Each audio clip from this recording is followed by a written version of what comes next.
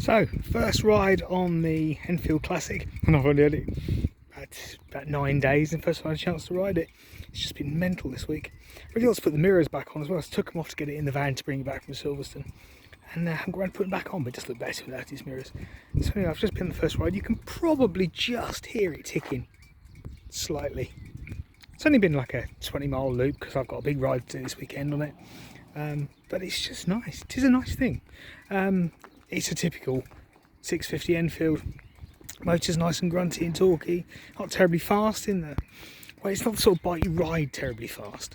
It's aimed at, how do I put this politely, old codgers who can't ride their old British bike anymore and want something that looks British but has electric start and all the reliability stuff. And it does that particularly well because it does look like an old bike. There's a bit of oddness around that rear frame section, and that big mudguard stay is just horrible.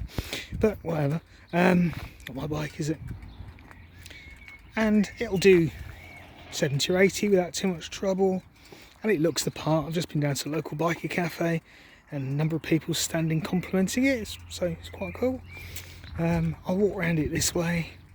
There's a bit of product placement in there as well. If you see, there's my road skin gloves and my Rock Iron Maiden helmet, which you may have seen a few videos on, but they are quite nice. But this is a nice thing. I've got to go up to Daventry and then possibly to Bridlington on Sunday. So it's going to get the miles put on it in the last week before it goes back on Wednesday. Just haven't had time deadlines and things.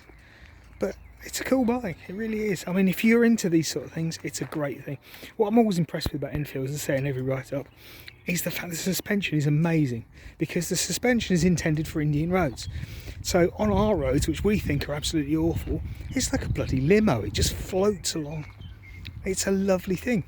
You know, every time I ride one of these, you go, oh, I've forgotten how good the suspension is. But I'll do a bit more video later in the week, preferably before it goes back. But you'll see it in the magazine very soon.